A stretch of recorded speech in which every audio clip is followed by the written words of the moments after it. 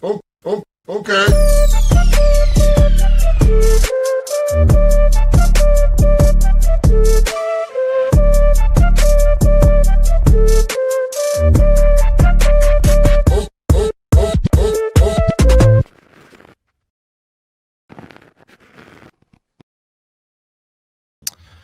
Well, good afternoon, everybody, and welcome to the Daily Herold here on Badlands Media. I'm your host, John Herold, and I hope you're all having a wonderful, what day is it today? Thursday so far. We got a busy day out on Badlands. I know there's like some special coverage stuff and discussions going on. I think Ash and Ghost are live with that Eric Rice guy. Just lots going on. I know there's a cabinet meeting going on right now with Trump and his administration, so plenty of stuff to be watching, and I'm pleasantly surprised and happy that you guys are all in here watching me. Did you prep today, John? I did prep a little bit more than yesterday. I've still been working on that project, and it's not quite ready yet, but soon, hopefully, coming days or so. And I think once you see it, you'll understand why I've spent so much time on it. But yes, I do have some stuff for us to discuss, from shutdown to some cabinet meeting clips to some Truth Social posts, peace in the Middle East and whether or not it's a Persian rug or not, some economic stuff, I think, some, what else? I guess we'll just see. We'll start picking away. But yeah, I see Mimi Two Boys in the chat says, why are people assholes? You know what? I'm wondering that as well. That's a great question. Everybody's got one, but everybody doesn't need to be one. Anyway, let's get a quick word from the sponsors of today's show, and then we'll start plugging away. And let's start with a little River and Bitcoin. Stack Sats with River, the Bitcoin-only platform built by Bitcoiners for Bitcoiners. Why River? Zero fee recurring buys. Stack Bitcoin effortlessly, hourly, daily, weekly, or monthly. 3.8% Bitcoin interest on cash. FDIC insured, no minimums. Withdraw anytime. Expert US-based support. You get human help plus private client services for the big buys. Business accounts. You can boost your balance sheet with Bitcoin and earn 3.8% paid in Bitcoin. Top-tier wallet. Send, receive, and manage Bitcoin securely. Unmatched security. Full reserve custody, multi-sig cold storage, and proof of reserves during the Bitcoin revolution at badlandsmedia.tv/river and earn some real rewards. Nikki0702 in the chat says, just have to say, I'm loving Soft Disclosures deodorant. It works awesome and doesn't get on my clothes. Well, thank you. They have, Annie and Cheryl have done a fantastic job getting that together. And it's a great way to support Badlands, guys. I've been saying it. Softdisclosure.com. It's going to be hopefully a game changer for us. As long as the products stay good, which I am 100% confident they will, as long as you guys spread the word. So we appreciate it. But also, guys, if you are getting any Bitcoin, you got to make sure that you also get your Trezor wallet. It's very important to get your Trezor wallet, and you can do so. It's a cold storage wallet at badlandsmedia.tv/Trezor. It's badlandsmedia.tv/Trezor. I do want to point out, and I'm trying to find the graphic for it here, so bear with me. We do have an exclusive live chat for our, there we go. Let me save this quick. Where can I save this? Let's do there. Exclusive live stream, for ticket holders to our upcoming GART, whether that's in person or virtual. You can come hang out with us today in this chat, and it's starting. I'm just trying to get the graphic on screen. Bear with me 1 second. There we go. The Great American Restoration Tour, exclusive live stream event for in-person and virtual ticket holders to GART 10 Cocoa Beach. Today, 2:30 Eastern, so about a half an hour after the show. I think tickets are going to go out at 2, and so not tickets. Sorry, I'm losing it, guys.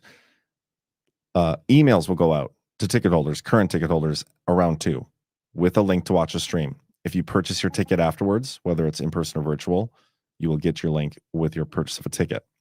It's going to be a good time. You can come help us choose some panels and whatnot. But anyway, let's start cruising through today's news. There's no update on the Doge website. There we go. The countdown, the government shutdown.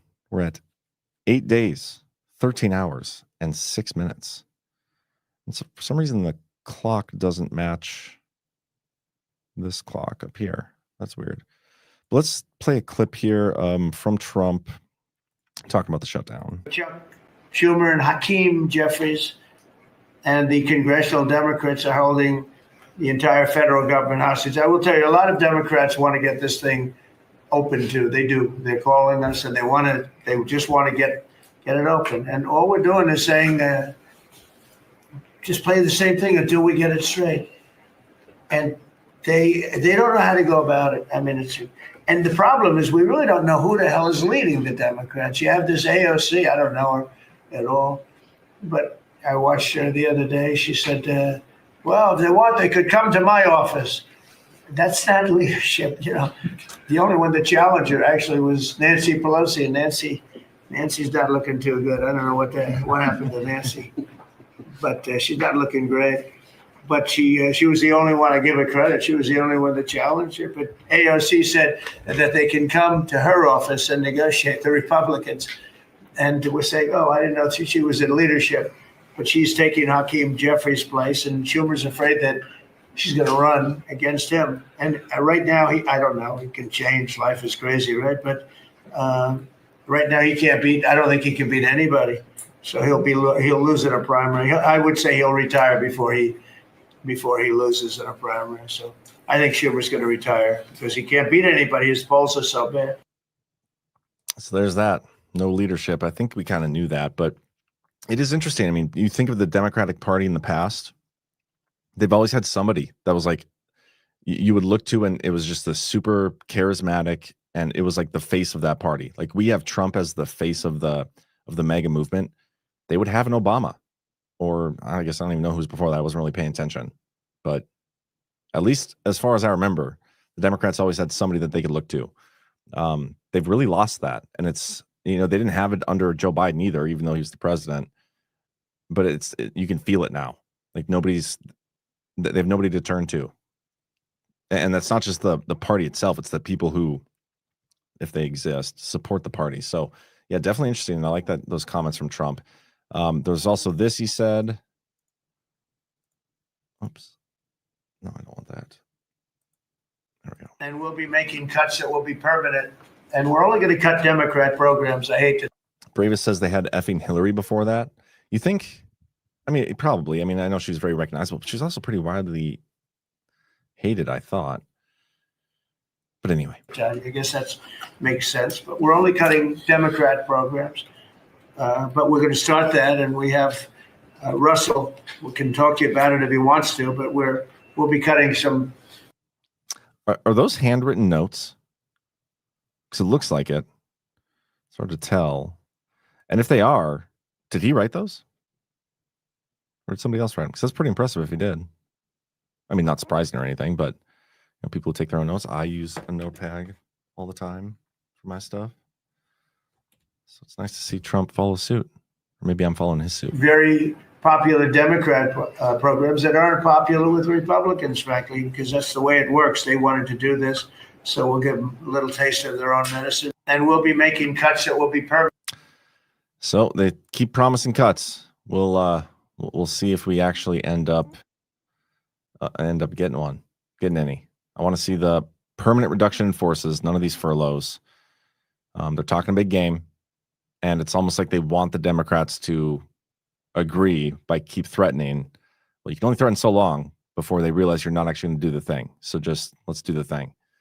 Probably one of the biggest things that took place in the last 24 hours was the peace deal. And we did discuss this last night on the Power Hour, which I would encourage you guys to go watch if you haven't yet.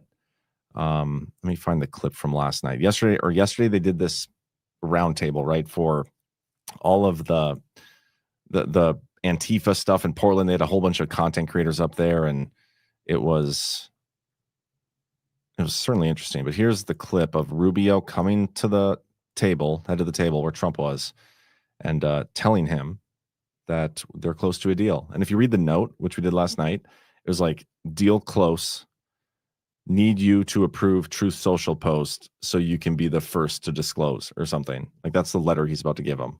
Like, we need you to come approve a Truth Social post. Go ahead, please. Well, they're smart, but they're not smart enough. Oh, my microphone's broken. They're smart, but they're not smart enough. They have been covered by these liberal cities for so many years. And that's why we're all working with Treasury, with all these different departments to find the criminal conspiracy. Okay. I'm just given. Yeah, I was just given a note by the Secretary of State saying that we're very close to a deal in the Middle East, and they're going to need me pretty quickly. So I will take a couple of more questions. They're going to need me pretty quickly. But again, what they need is, if you can see it there, deal close. We need you to approve a Truth Social post soon so you can announce deal first. It's just funny. We need you to, it's not like they needed him for the negotiation part. They needed him to do the Truth Social post.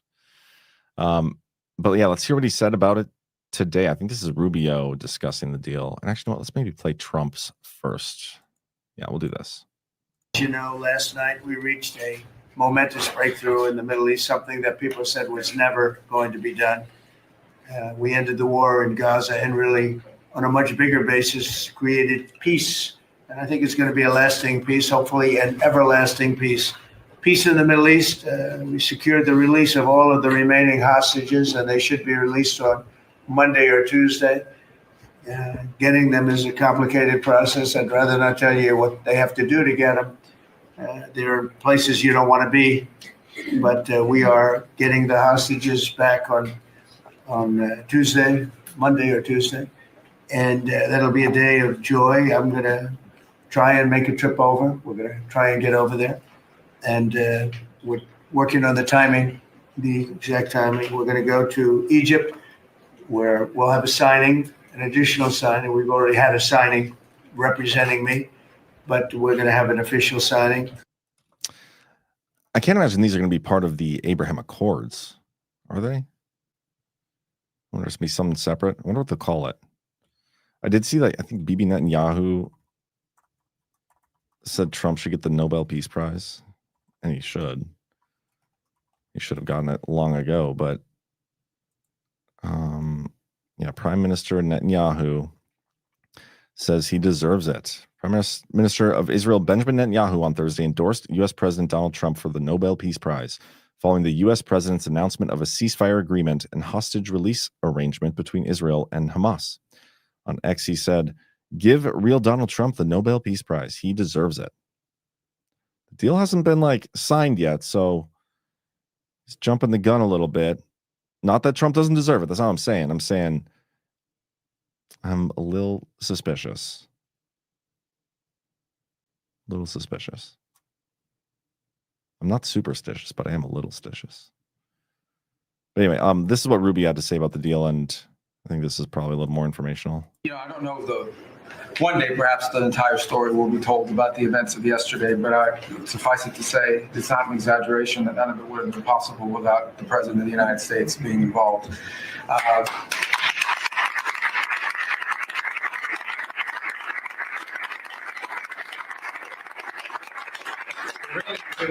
I do got to say, again, I've said this before about these cabinet meetings, the public cabinet meetings. I think they're hilarious because it is an ass-kissing show and tell. Like, they literally go around the table and say something cool that happened that they're doing in their department, and then they always at some point say, and none of it would have been possible without Donald Trump. And it's not that it's a lie, you know. I just think it's hilarious. It's an ass-kissing show and tell, the whole thing. And that just reminded me of that. It really began with your trip to the Middle East, where these relationships were forged with partners in the region, personal relationships, close relationships that created the foundation where all this was possible. Where I think this really took a turn. Remember, a month ago, no one thought this was possible. Where it really took a turn about a month ago, less than a couple weeks ago, is when we were at the United Nations and you convened a historic meeting, not simply of Arab countries, but of Muslim majority countries from around the world, including Indonesia was there, Pakistan was there, and created this coalition behind this plan. Then on that following Monday, you met with the Prime Minister of Israel here, and that plan was presented. And then, of course, our great negotiating team followed up on it. In the interim, again, perhaps the stories will be told, perhaps they will never be told. The president had some extraordinary phone calls and meetings that required a high degree of intensity and commitment. And Like he's not actually talking about the deal. Okay, so full disclosure, softdisclosure.com. I didn't watch this clip. I just like, okay, well, here's Rubio talking about the peace deal. And so it's probably going to be more informational because he's the Secretary of State. Not that he was directly involved in the peace deal, but I was expecting there to be some more information here. But all this is him talking about how important Trump was to the thing, which is fine and great and probably true. I just think it's funny. These people got so much brown on their nose. Made this happen. And I think what's important to understand is that yesterday what happened was really a human story. There's a geopolitical aspect to it. There's no doubt about it. It creates the conditions for Gaza to one day be a normal place again and people to have a better life and Israelis to be safe. But yesterday was a human story. And because of the work you put in, and honestly, there is no... Somebody in the chat, 1776, Susan says, why is it so bad to be proud of all the achievements? I'm not saying that's a bad thing in any way. I'm not saying it's a bad thing. I'm simply stating that I think it is funny the way they do these meetings. They all get together around a table and Trump asks them like, hey, so what's going on with you? And they're like, well, this awesome thing is going on, which is an awesome thing. That's great. Yeah. And then it goes next to, but none of it could have been possible with you. And I just think it's funny. Like somebody said earlier, it's like an episode of The Apprentice. It's just a funny and different way to hold a cabinet meeting that we've ever seen. It's just interesting. I'm not saying it's a bad thing at all. John is going to John. What does that mean, Sarge Sparky? Good to see you, man. Hey, John. Hey, chat. Everybody. Yeah, did you guys just get rated over from the cabinet meeting stream, I think?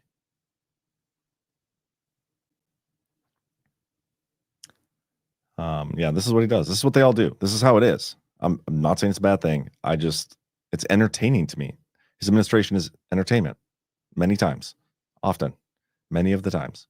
Not only is there no other leader in the world that could have put this together, Mr. President, but frankly, I don't know of any American president in the modern era that could have made this possible. Because, sorry, I have to keep like talking about this. It's like he is giving. It's like he wrote this down and told him to say it. This is something that Trump would say about himself at a campaign speech or at a press conference or anywhere. Like this is how Trump talks about himself, and these people are talking about him the same way. Like nobody else could have done this but me. It couldn't have been possible without me. And people are saying, it's just this is the greatest peace deal ever, and it couldn't have happened if I wasn't involved. Like that is how he talks about himself, and they're talking about him the same way. It's just not that it's not true. It's just funny. It's just funny, guys. Find the comedy in this. Because of the actions you have taken unrelated to this and because of who you are and what you've done and how you're viewed. And this weekend, because of that, at some point very soon, we are going to see 20 living human beings emerge from the darkness into the light for the first time in 2 years. And that is because not only were you used the credibility and the power and the prestige of this office and the relationships you created, and you committed yourself to making it happen. And I think it will go down as a historic moment in the history of our country, and something our country should be very proud of, that we have a president that's committed to the not just peace, but to the human aspect of reuniting these families. My last point on this is just a couple of days ago, Secretary Lutnick hosted us all, many of us, at the Kennedy Center. And we have these families, we've interacted with them for so many years, for 2 years now. And the stories are heartbreaking, both whose families are alive and those who are deceased as well, who want their relatives back so that they can complete the process of grieving.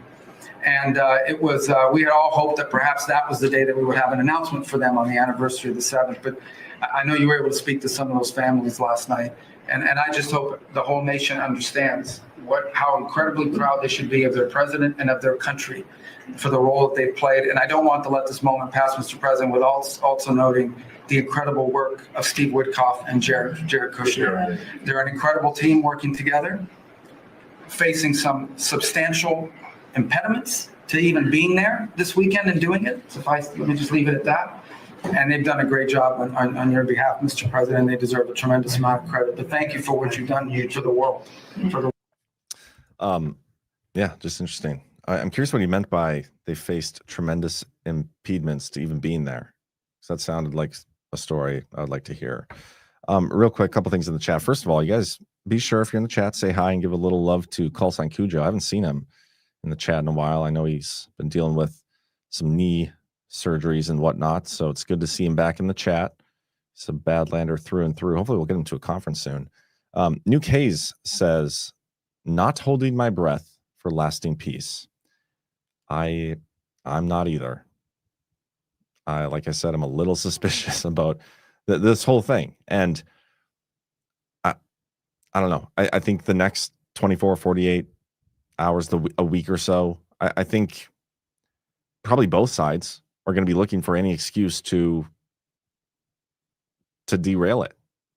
So let's see what happens. And you also know that the left, the Democrats, all these people who are anti-Trump, anti what Trump is doing, anti-peace, whatever you call them, deep state, these people have a vested interest in Trump not having this notch on his belt.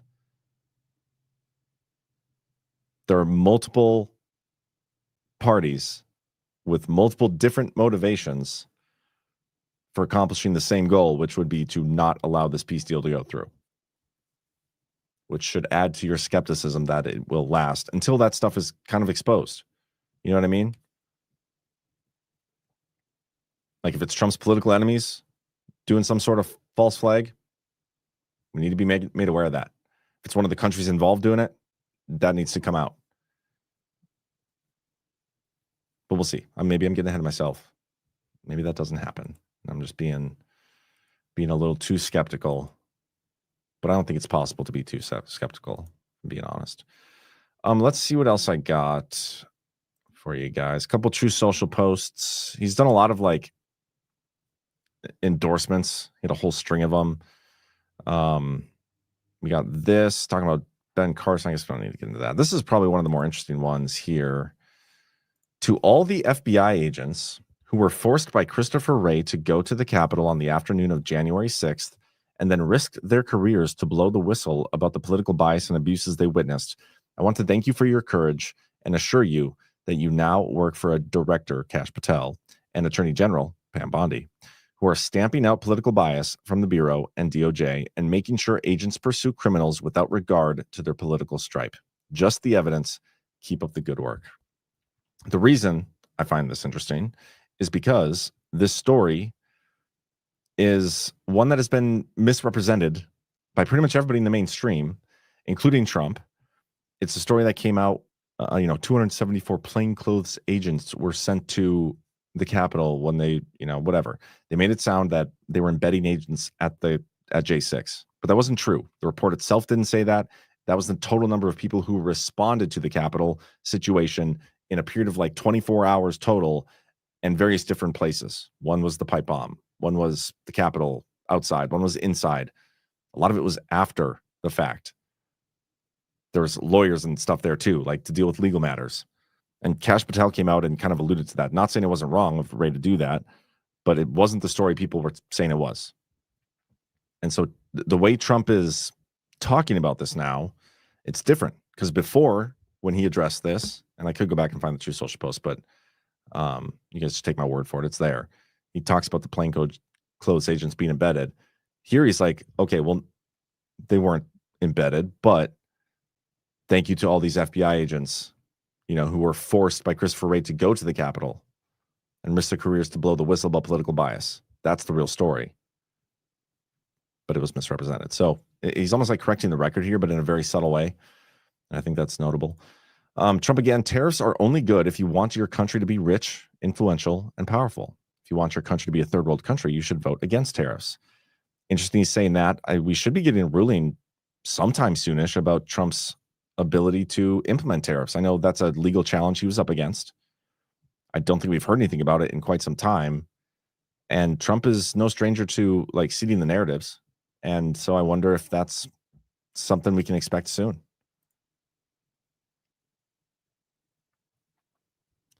Donzo 11. Come on, John. DJT ended the Ukraine war in 24 hours. Peace in Gaza will be a cakewalk. I was told that war is still going, the Ukraine war. Okay, Spetzel called me out. Trust me, bro. John is turning into Josh. I'll go find the post.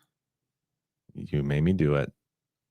What should I say? Trump J6 embed FBI.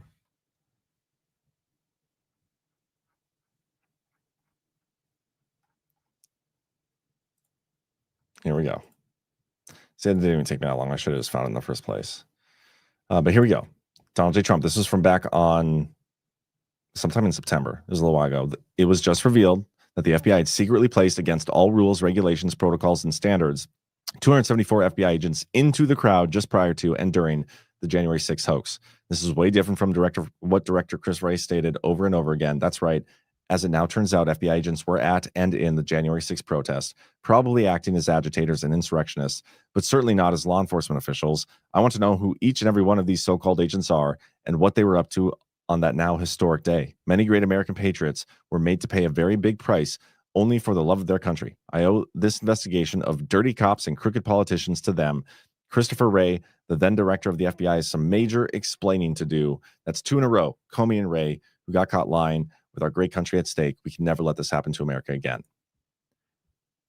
That was very harsh towards those agents when the story was wrong. And then he comes out and says this instead.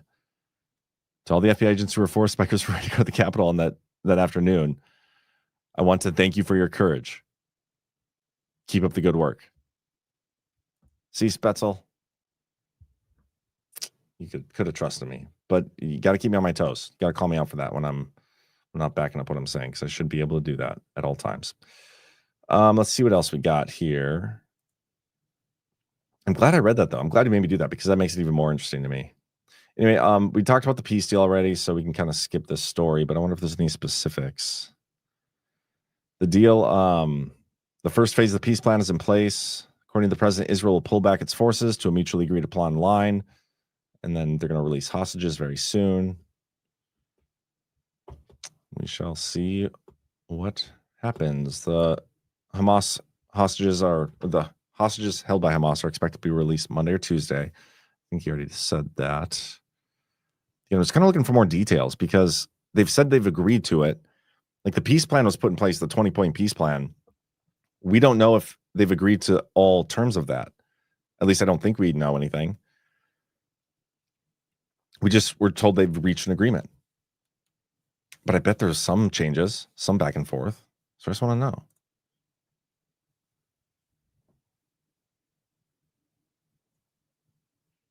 Who are we making fun of? Josh? Josh Reed? Why are we making fun of Josh Reed? Are you calling me Josh? I'm confused. Gizmo's mom. Trump is so smart. He got the other Arab nations on board. That was the goal the whole time. If you remember back in, I don't remember what month it was, and this one I'm not going to go look up, but he had Bibi Netanyahu at the White House, and they had a meeting, and he came out and he said, like, yeah, we're going to make this Gaza, the Riviera of the Middle East. And he had this whole big plan and development stuff, and we were going to be involved there. And it was, I was not for it. It was not America first, in my opinion, a lot of different things. But I think the goal was to have the other countries in the region, they needed some sort of excuse and motivation to be like, no, we don't want that. We'll do this ourselves. And ultimately, I think while Trump needed to be involved in these peace talks to make sure that no shenanigans were pulled by either side, ultimately the ones that are going to make sure this goes through and benefit from it the most are the other countries in the region. So I think it's definitely going to be done in their vision and what they want it to look like. And I don't think Trump would have even put the peace plan proposal forward if they didn't have some sort of input. And then we have this. The Israeli government is going to vote on the Gaza ceasefire plan. This is new, at least for me. Let me archive it quick so I can pull it up and read it. By the way, is my mic and everything doing all right? Because yesterday Bernie Brett was complaining that it wasn't. Miss Truth Bomb. So you saying there weren't agents in the crowd? Because there definitely were. No, I'm not saying that. I'm saying the report that got put out stated that there were 274 FBI agents that responded to the January 6th event. And it talked about, you know what? I'll go find it. You guys are you're putting me to work today. And you know what? That's fine. It's not a bad thing.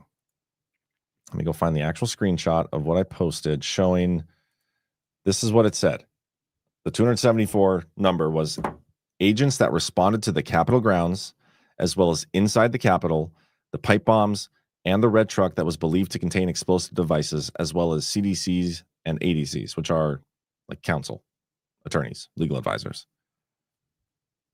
It's far different than the FBI had 275 plainclothes agents embedded in January 6 crowds, congressional source says. It's not what it said. I'm not saying it didn't happen that way. I'm not saying there weren't FBI agents or other form of embedded intelligence agency assets or something in the crowd. I'm saying the information we were provided, which led to this story of the 274 number, was not what it said. That report is not what that report said. There was actually only one mention of plainclothes in the entire report that they're alluding to, and it had nothing to do with January 6th. It just talked about like we need to get back to what we do best, which is like, you know, plainclothes stuff and whatever. You know what? I can find that for you as well. If you go, hold on. What's the date on this? Okay, you guys can watch what I'm doing here. 274. I'm going to prove my work. 274 FBI. See what pops up. There we go. Where's the report? Here we go. If you go to this document, word search plain clothes. Is that how you spell it? Yeah, there you go. Plain clothes. One of one. The only time it shows up. Hit the arrow multiple times, doesn't matter. We must be mindful of the fact that we are incredibly effective. There are incredibly effective ways for us to contribute in any crisis without having to resort to a show of force in the streets where we are largely useless.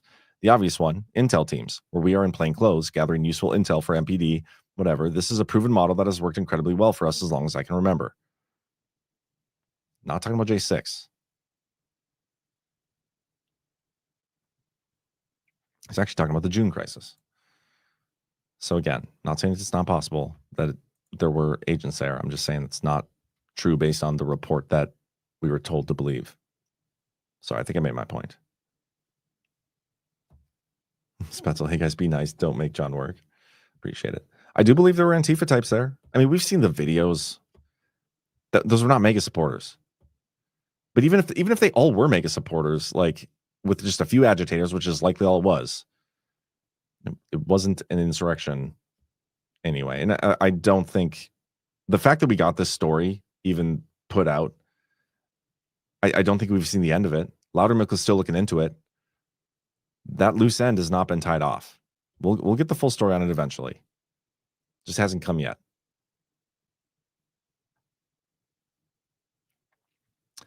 Okay, where am I at? Oh, yeah. Israel and Hamas have agreed to the first phase of a U.S. brokered deal. President Trump, I want to see where they said they're going to vote.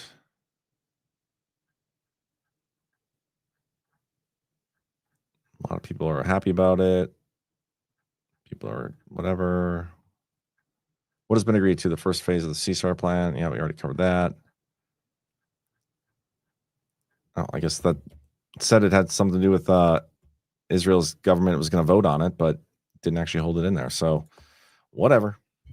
We'll just keep moving on. A lot of interesting rare earth stuff going on right now. Let me find the story here. So, rare earth stocks surge after China tightens grip on global supplies. We've been talking about the chips manufacturing, some of the interesting moves the Trump administration, the DoD has made surrounding rare earths, like the DoD buying a $400 million stake, becoming the largest shareholder of MP Materials.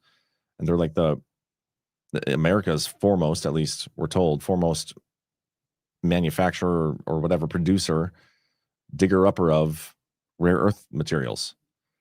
That was notable. And then Trump goes and gets a 10% equity stake in Intel in exchange for the $9.8 billion that they received from the CHIPS Act grant, which, while I don't know if I love the idea of our government getting percentage ownership in businesses, it's something, the civil partnership stuff has been around for a while. It's not really going away. And I would take it in exchange for grants, because I don't think grants should exist. Government grants should not be a thing.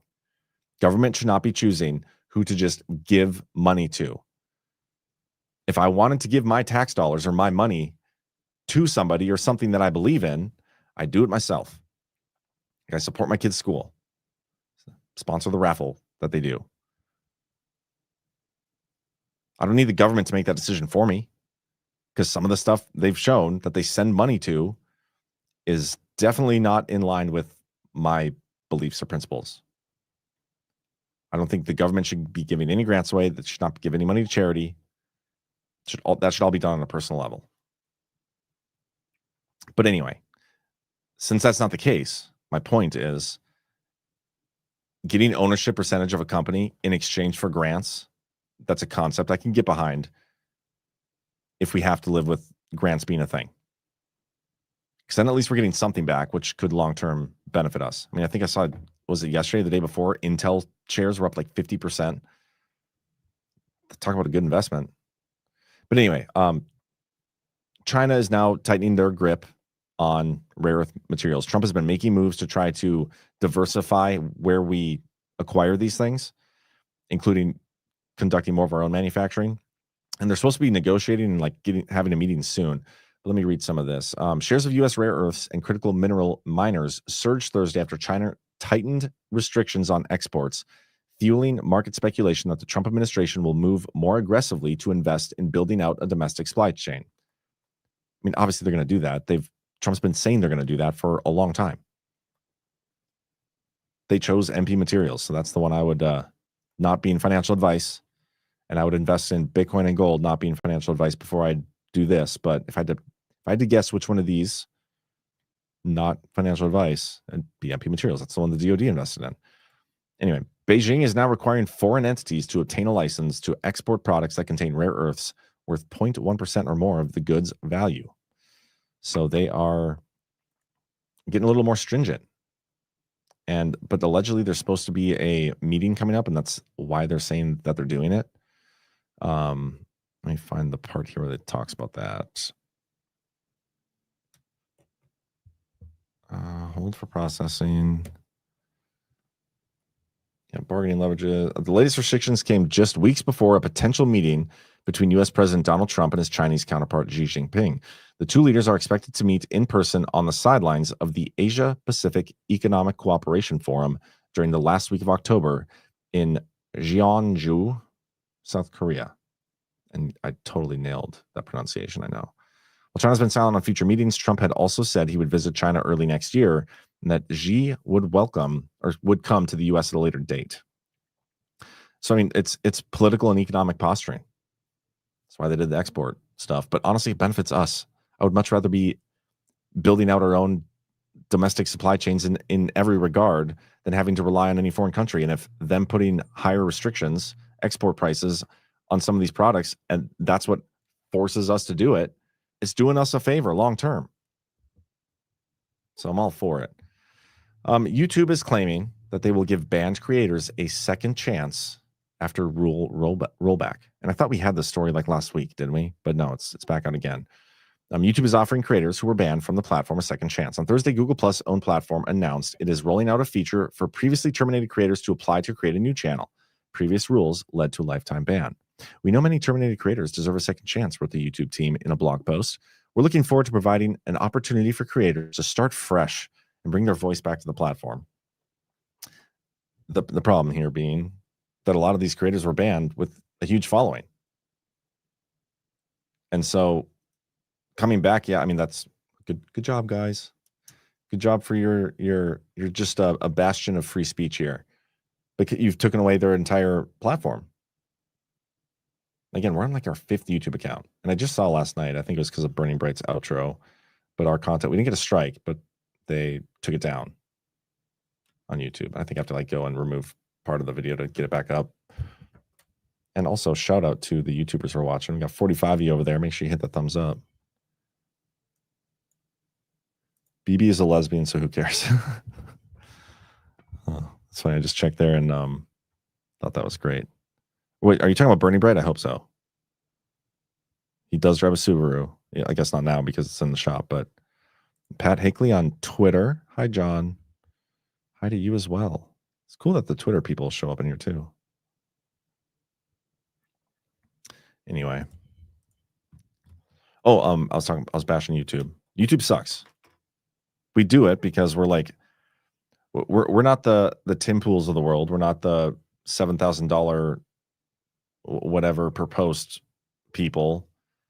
Like we scrape by, contrary to what people say online, which we'll be discussing that soonish.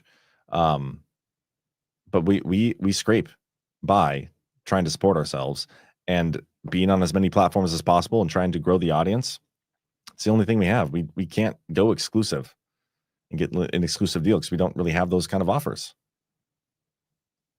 I mean, Rumble asked us to go exclusive at one point, but there was no like benefit to it. It wasn't in exchange for money. It was just like, you stream here. I couldn't do it because I don't know. I don't remember all the reasons. I think one of it was because of tech issues now and then. But this is like a year ago or so. But also, again, like being able to stream to Twitter, that's when they were first kind of launching the Twitter video stuff. It just didn't make sense. It made sense for them to ask us to because Twitter was doing a video thing. But yeah, anyway, again, back to my point. YouTube sucks.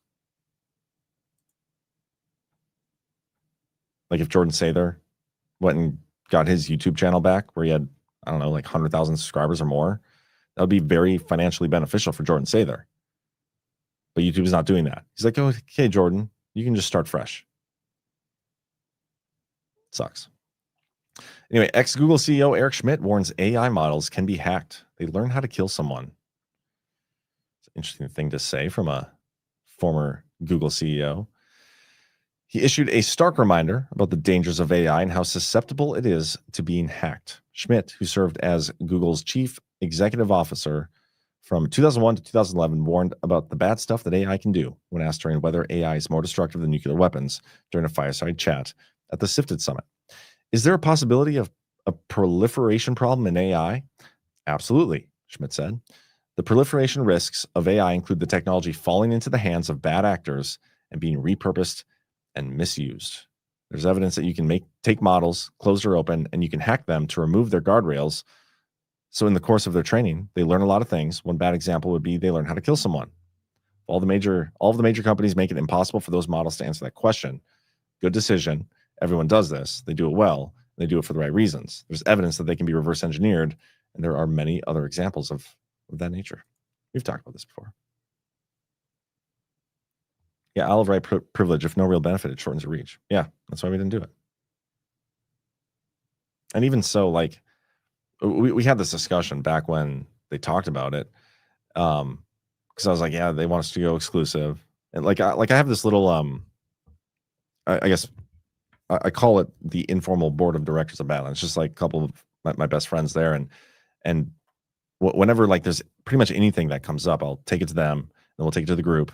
And like both situations talking about it, it was like, hey, they want us to go exclusive. And then somebody's like, well, are they offering anything? It's like, no. So I mean, why would we do it? It makes no sense. And then the discussion got into like, even if they did offer something, it wouldn't make sense. Because like, what's the goal? What's the goal here? Is it to take money to limit ourselves or to reach as many people as possible? And that's the goal. So even if we did, wow, picking favorites. What are you talking about? CC, what did I do? What did I say? What happened? I'm confused. Yeah, I think the reason, by the way, Rumble is having like glitchy stuff going on is they're in the process, guys, of like totally, in my opinion, almost revolutionizing some of the things we see with streaming companies. They are. Let me find the AI thing they're doing is just fantastic, and I'll be talking about that soon. Which, by the way, here's I don't know if I pointed this out, but they've partnered with Perplexity, and some of the things they can do is they can do like live clips and summaries of your videos. And in Perplexity's website that they have an image. And I want to find. Let me find the link to this. Hold for processing. Perplexity. Okay, yeah. Copy the link. Let's go here. So this is Rumble Perplexity. Introducing Comet, new AI-powered browser by Perplexity. 1 month ad-free content on Rumble. It's an AI-powered browser that acts as a personal assistant and thinking partner. Look at the show that they have on their website. It's on the website, guys. You guys can check it out yourself. Put it in the chat.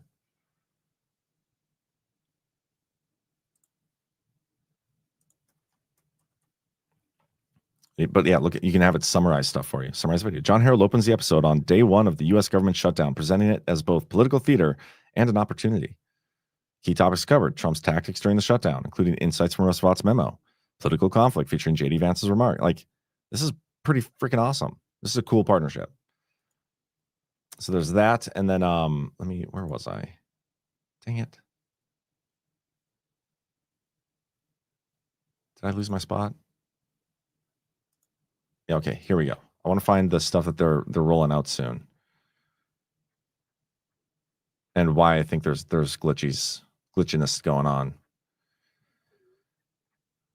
I mean, I thought he had a whole list of the stuff here. It just might have been a while ago, but they're doing like the wallet, the Rumble wallet. That's coming very soon. They have the Perplexity partnership. The partnership with Tether is super interesting, especially when you look at their connection to U.S. Treasuries. Yeah, here we go. October 2nd. Rumble Premium is getting a huge upgrade. In a few weeks, users will be able to have AI stuff. Yeah, I think that's why there's issues. There's like just a bunch of bugs. They're doing some stuff behind the scenes that they're going to roll out soon. And anytime you make changes like that to a platform, it's going to affect things. So just be patient. And also you can become a Rumble Premium subscriber using promo code Badlands10. You can help us out in the process. Okay, I have a bunch of stories, and I did not realize it was already 12 minutes away from closing time. Trump administration sends student loan forgiveness notices during the government shutdown. Yeah, you borrow money, you pay back. IRS announces new federal income tax brackets for 2026. The standard deduction will increase to $32,200 for married couples filing together and $16,100 for single taxpayers. There are also changes to long-term capital gains brackets, state tax exemptions, child tax credit eligibility, and more. They come a day after the agency said it would furlough nearly half its workforce due to the ongoing government shutdown. Stay shut down forever, fire them all. A couple stories from the website. Trump has appointed Don Berthiaume, I don't know how to say that, as acting Justice Department Inspector General, which I think that is notable. And a story me and Chris might talk about Saturday, because we didn't get to it last week, is the CIGI, the Council of Inspector General Integrity something, and how that's getting disbanded. This just made me think of it because he's appointing a new Inspector General. So that's notable. A judge has ordered the release of Elon Musk's security clearance records. I think that is certainly interesting. I'm curious to see what's in there. Curious to see if he still has a security clearance. And I wonder if that'll even hold. I wonder if they'll appeal it and it get banned. Ninth Circuit lifts ban on Oregon National Guard deployment to Portland. I bet it gets challenged again. Obviously, it's going to the Supreme Court, but it's good to see a circuit judge or panel understand the Constitution. Certainly. There was a heated confrontation between some people with a shutdown. I don't know if this is the video I want to play though, so let me find that quick first.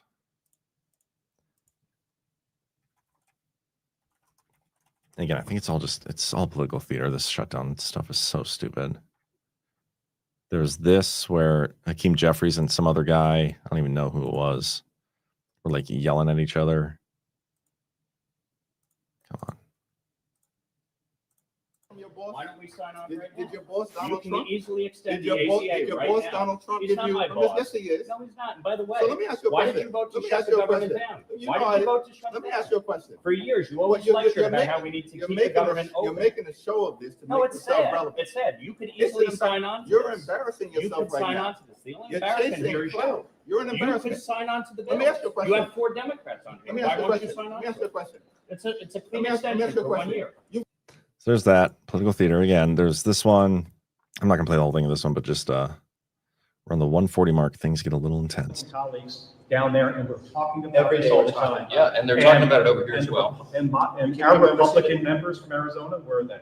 They're in their Arizona. district. They're in their district They're working. they're sitting. Wait a minute. They're sitting. Oh, hey, Mike They Lawler. did their job. They did their They are job. sitting in their basements. Come here, Mike Lawler from New York. Tell With us. all due respect, you voted multiple times to keep the government shut down, okay? The Republican members from Arizona voted to keep the government open. tell me- So don't sit here and try to lecture us about whether or not we did our job. We did our job. You did not.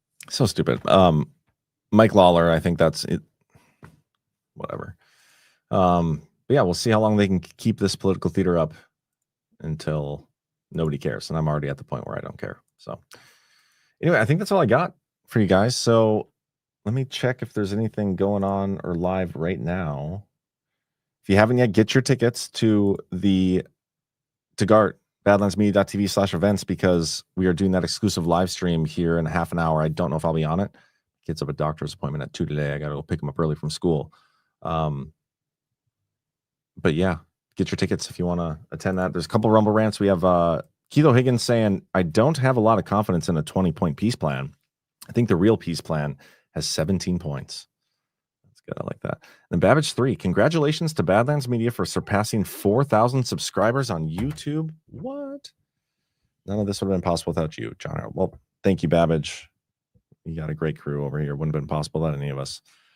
But you guys are great. Thanks for tuning in. Hit that thumbs up. I'm going to probably raid you guys over to Ash and Ghost talking with Eric Rice. I think they're having a good discussion. That Eric Rice guy seems to be good stuff. So I'm going to raid you over there after I play the soft disclosure ad. You guys have a great rest of your Thursday. I will see you tomorrow right here on the Daily Herald here on Badlands Media. They say confidence starts with smooth skin. And baby, soft disclosure lotion delivers. I swear by this stuff. Like, I kid you guys not. This is the first lotion I've ever had in my entire life that, like, I don't get ashy after I put it on any part of my body. Like, my hands are always dry, and my hands have not gotten ashy without, like, rinsing them through water and washing them with soap since I started putting soft disclosure on. Like, it is black man approved. I kid you not. Black man approved. You heard him. And let's be real. If it can handle his hands, it can handle anything. Feet are like, they get so dry, like the heels of them, it'll just kind of like flake off. Like, but with soft disclosure, once you put it on, like it starts to absorb it. Yeah, he went there. Don't worry, we won't show you his feet, but trust us, they're smoother too.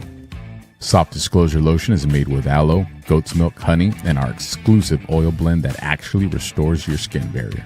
Visit softdisclosure.com, use code BADLANDS, and get 15% off.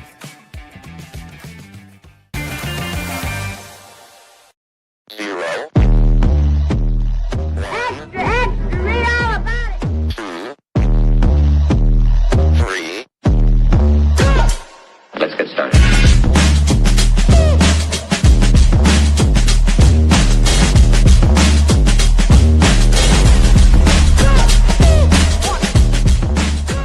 That's what she said.